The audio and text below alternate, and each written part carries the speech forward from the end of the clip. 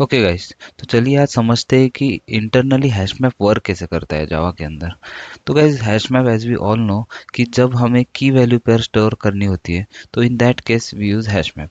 तो hash map में क्या क्या होता है कि की वैल्यू होती है, साथ में रेफरेंस भी होता है। जब लिंक लिस्ट क्रिएट होती है तो उस केस में हम रेफरेंस का यूज लेते हैं। तो इसको कलेक्टिवली वी कॉल बकेट। तो बकेट का काम यही है कि की को, वैल्यू को और रेफरेंस को कलेक्टिवली स्टोर करना। तो सपोज हमने पुट मेथड कॉल की, जिसमें हमने की 2 पास की और 5 वैल्यू पास की। तो क्या होता है कि जब सबसे पहले हम जब पुट मेथड कॉल करते हैं तो सबसे पहले हैश कोड कैलकुलेट होता है डॉट हैश कोड मेथड के यूज से। ठीक है। तो जब हैश कोड कैलकुलेट होता है तो उसके बाद हमें पता चलता है कि कौन से बकेट का, मतलब using the hash code we know कि कौन से एड्रेस वाले बकेट में हमें की और वैल्यू स्टोर करनी है। तो ये है बेसिक कंसेप्ट। इससे हमें पता चला कि हमें कौन से बकेट में एग्जैक्टली की और वैल्यू हमें स्टोर करनी है। लेकिन अब ये जब हम की वैल्यू पे स्टोर करते हैं ना, तो इसमें 3 टाइप की सिनारियोज हमें आ सकते हैं।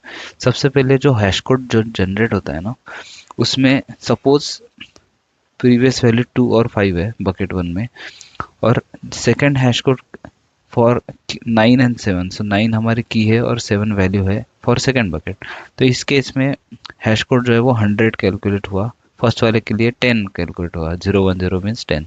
तो फिर इस केस में it is a normal approach, जिसको हम कहते हैं कि बकेट 1 अलग है, बकेट 2 सेपरेटली स्टोर होगा। So this is a normal approach. But suppose same hash code calculate हो गया, मतलब आपकी पहली वाली की है 2, सेकेंड वाली की है 9। तो पहले वाले के लिए भी 010 कैलकुलेट हुआ, सेकेंड वाले के लिए भी 010 ही कैलकुलेट हुआ। तो अब इस केस को हम कहते हैं हैश कोलिजन। जब की और value same same hash code generate करते हैं तो उस केस में कोलिजन हो जाता है। तो इस केस में जावा क्या करता है कि जो पहला वाला बकेट है ना, उसमें जो रेफरेंस वाला एक सेक्शन होता है, मैंने प्रीवियसली डिस्कस किया था। तो इसमें हम सेकंड वाले का एड्रेस स्टोर करते हैं और काइंड ऑफ हम एक लिंक लिस्ट बना देते हैं। और ये जब जब हैश कोलिजन होगा तब तक इस लिंक लिस्ट में वो कंटिन्यूअसली वो वैल्यूज बकेट जो है वो ऐड होती रहेंगी। थर्ड सिनेरियो है कि सपोज 2 और 5 वैल्यू थी यहाँ पे, और सेकंड टाइम हमने 2 एंड 7 वैल्यू पुट की। तो इस केस में की सेम है, मतलब जो हैश कोड है वो सेम ही जनरेट होगा, मतलब एक ही एड्रेस पे जनरेट होगा। राइट। तो इस केस में क्या होता है कि की सेम है, तो इसका पता हमें चलता है डॉट इक्वल्स मेथड से।